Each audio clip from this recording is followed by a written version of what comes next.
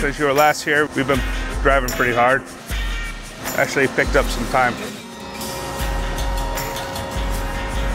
That's a pump truck.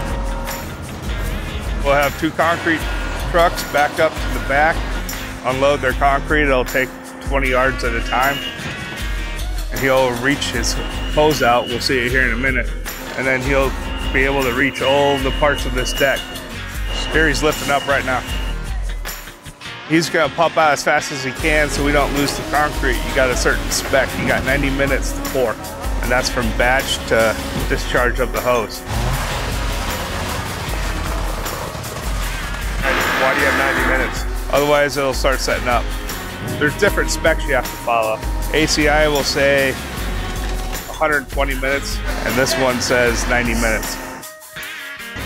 We're down on the second floor. We're in the lower level of the garage. I'm working with Josh. We're overseeing what's happening, just making sure that concrete testing is on track, making sure that everything is taken care of here per the engineer requirements. We're going to do this in 2 pours. We poured that area section last week.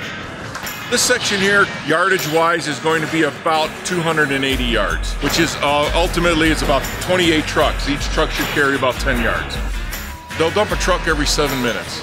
And then a lot of times what we'll do is to gain time on the pour, we'll try to go ahead and pour 2 trucks at once. We'll back them up to the hopper, and we'll just shoot them in at the same time. And then they'll have trucks backed up out here, probably 3 to 5 deep.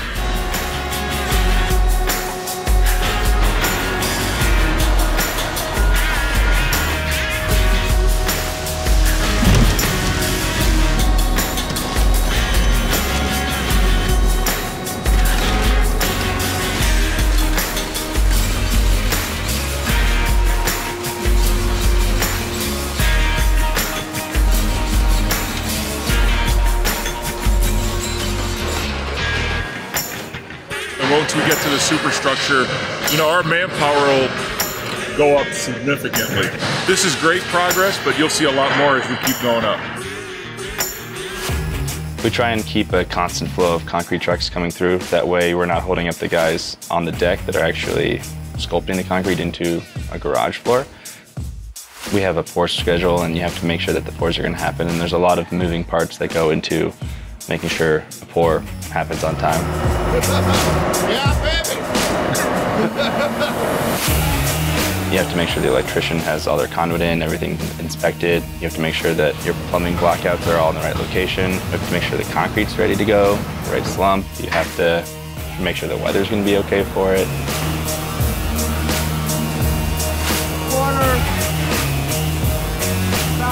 One thing goes wrong, you have to push your pour, which pushes your schedule. Our concrete subcontractor is reviewing their monthly draws and making sure that they're accurate. Typically, because it's such a large scope and they're billing close to $1 million a month at this point, it's very important to make sure that they're not overbilling.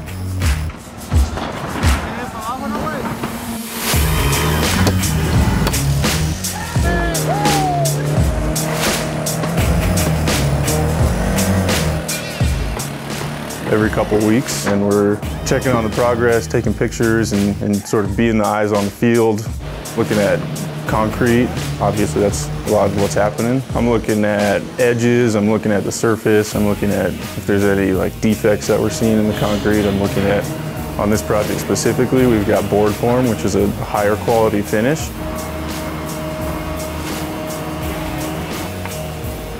I mean, it's pretty awesome to come out here and see, you know, what we've been drawing now for 2 years, see it come to life out here. These guys are cruising, and when the inspector comes out, I think they're typically pointing out a few things, and that just hasn't been the case on the last few pours. I think it's been a one-shot deal.